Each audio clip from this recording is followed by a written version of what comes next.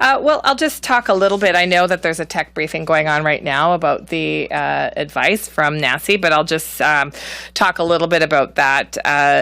As you know, we're working on, at this point, making sure that we have access, first of all, to vaccines, and secondly, that the regulatory approval process is moving quickly and rapidly so that when vaccines become available, we'll be able to approve them quickly through Health Canada, but also working with our partners at the province and territorial level to make sure we have a very solid plan for how we'll ensure vaccine deployment. And part of that work is actually the work that the National Advisory Committee on Immunization has provided to the Public Health Agency of Canada, which is an interim guidance on the prioritization for who should receive vaccines first. Today they presented their first set of recommendations to the government and through Public Health Agency of Canada. And really, I think the easy way to think about it is through the lens of who's most at risk and how can we best slow down the virus. So I want to thank them for their thorough consultations. They've consulted with provinces, territories, and national Indigenous organizations so that they can hear the voices of stakeholders. And of course, they'll be working with the government and the Public Health Agency of Canada on a continuous basis to revise guidance as we learn more about the kinds of vaccines that will become available. And on that note, we'll go to questions, starting with questions on the phone. Quick reminder, one question, one follow-up. Nous allons maintenant prendre des questions. Commençons par les questions au téléphone. Une question suivie seulement par journaliste. Operator, do we have a first question? La première question est de Catherine Lévesque de la Presse canadienne. The first question is from Catherine Lévesque, La Presse canadienne. La parole est à vous. Your line is open. Please go ahead. Hi, Minister. I had a question about masks. The World Health Organization has recommended 3 layers for masks, and that was in June. Dr. Tam just told us about this today. So I was wondering, what was your reaction to this, and why are we learning about this 5 months later? Well, every step of the way, as you know, Canada's response has been guided by public health officials and experts, including the Public Health Agency of Canada. Dr. Tam was reviewing evidence on masks and mask efficiency and has today recommended that Canadians, when they are able to adopt a 3-layer mask, the instructions, I understand, are available on the website. Certainly, she's also reiterated that 2-layer masks are still good. People don't have to go out and throw out their 2-layer masks, but certainly when possible to start replacing them with 3-layer masks, and certainly those I'm sure will become available. There are instructions, as I said, on the website for how you can make them yourself as well. Okay, but so just to be clear, did it actually take 5 months for public health to actually check out if this was founded in, if it was based on science, and what do you say to, people at home who have been making their masks, like, should they change them, or, and also, plenty of companies are also making masks right now, so what is your message to them? Well, my message to Canadians is just as the same as Dr. Tam's. In fact, it's Dr. Tam that leads our response for the pandemic, as you know, and we rely on the expertise of the Public Health Agency of Canada and her leadership, as we have all along. And her advice today was that people don't need to immediately switch to 3-layer masks, that there's growing evidence that 3 layers is more effective at reducing the amount of spread of viral droplets, but that Canadians can continue to use their 2-layer masks until such time that they are able to switch to 3-layer masks. And again, there are instructions online, and I'm certain that manufacturers will begin to adjust their production as well. Now we'll take a question from the room, Mackenzie. Hi, Ms. Hajdu. Mackenzie Greer with CTV News. Today, Ontario set a new record for COVID cases, just over 1,000 on the same day the Premier is now is going to roll back restrictions on indoor dining. You'll be able to eat inside again. You'll be able to go to the gym again. And the new rule that the Premier has put in place to reinforce restrictions to come back in is a 10% positivity rate across the country. Across the province. Previously, when we've asked you about provincial guidelines about COVID, you've said that you respect the province's ability to do that. But do you support the plan that Doug Ford has put forward today in Ontario?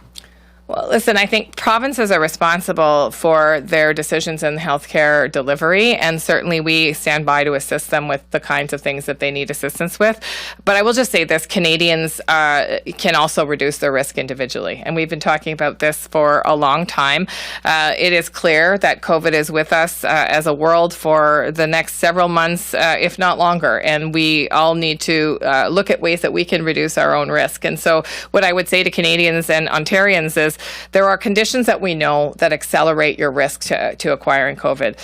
They are situations where you are in a crowded space, where you are in an enclosed space, and when you're in close quarters with other people. And so I think it's increasingly becoming important for all of us to understand what kinds of conditions increase our risk of acquiring and transmitting COVID, and how we can better protect ourselves. And so I would say that as the province adjusts its guidelines based on measurements and metrics that they're choosing, Canadians themselves can protect themselves. And I'll also say this, there's a lot that we don't understand about COVID as we are uncovering, as the science evolves. And one of the things that we don't understand are the long-lasting implications of becoming infected with COVID. So it is important, even for those younger folks who think that they are resilient, who think that, for them it will be a mild illness, to take the same precautions, because we have increasing evidence that for some folks, there are long-lasting implications of becoming ill with COVID, including for younger people. So it's very important that all Canadians, including all Ontarians, understand there are ways that we can choose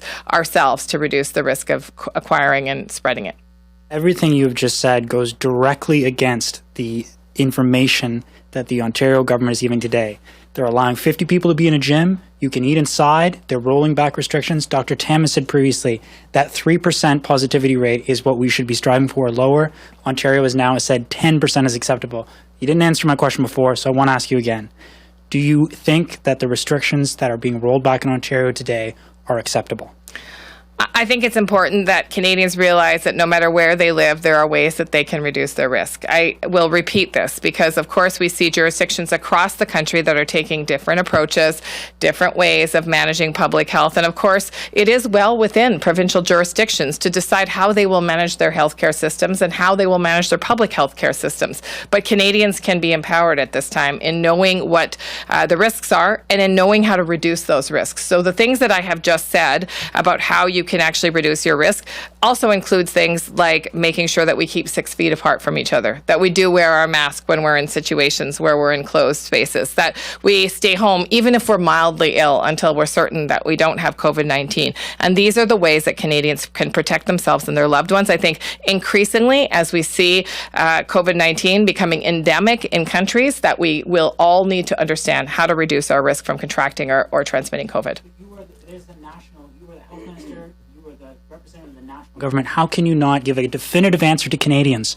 on whether or not you support the largest province's plan to deal with the pandemic right now? I think, I think it's important to understand that healthcare delivery is within the jurisdiction of provinces and territories. The federal government is here to support that response. We're here to support that response with expertise, with guidance, with billions of dollars for equipment and testing processes. But at the end of the day, I also want Canadians to know that they can be empowered to make decisions for themselves about how to reduce their risk. And increasingly, Canadians will need to know that information, because ultimately, at the end of the day, we all have the ability to choose healthier behaviors, whether we're talking about COVID or other infectious diseases, and Canadians need to have that information. So we'll continue to communicate to Canadians no matter where they live about how they can reduce their risk. And of course, my colleagues will continue to work with Premier Ford, and I will continue to work with Minister Elliott to ensure they have the supports they need to make good decisions and to respond to the healthcare crisis.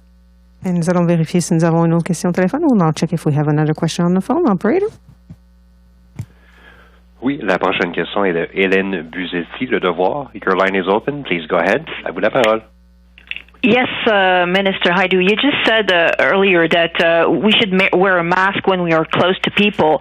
And yet earlier today, Dr. Tam said that we should forget about this 2-meter formula. Whenever we're inside, we should wear a mask. So I'm just wondering, does that mean that from now on we should wear a mask in those press conferences, when you're at work, even though your colleagues are way apart from yourself? Are we under now the recommendation that the mask should be worn every time that you're inside? Listen, if if we are in a situation where we are close together and where we are in a crowded and contained situation, absolutely we should wear a mask. I'm not wearing a mask now. I'm addressing you, but I will put it on when I move from this room and move about. We are not wearing them in the House of Commons, but we are adequately spaced out. If the advice evolves, we will evolve with it, and I certainly will as well. Well, that's precisely my question, because I couldn't ask it earlier to Dr. Tam. Is the advice evolving? Because Dr. Tam seems to be saying now that, notwithstanding the distance, we should wear a mask inside all the time. Is that the new recommendation? Well, certainly some jurisdictions have already moved towards indoor mask use, including inside office buildings and other kinds of work settings. Again, it is important to understand what your local public health advice is. It will differ from place to place. Generally speaking, Dr. Tam has recommended and continues to recommend that when we're in closed quarters, first of all, that we try to avoid them, not always possible, but that when we're in closed quarters, that we wear a mask to protect the people around us. And I think that's important advice to follow. Last question goes to David in the room.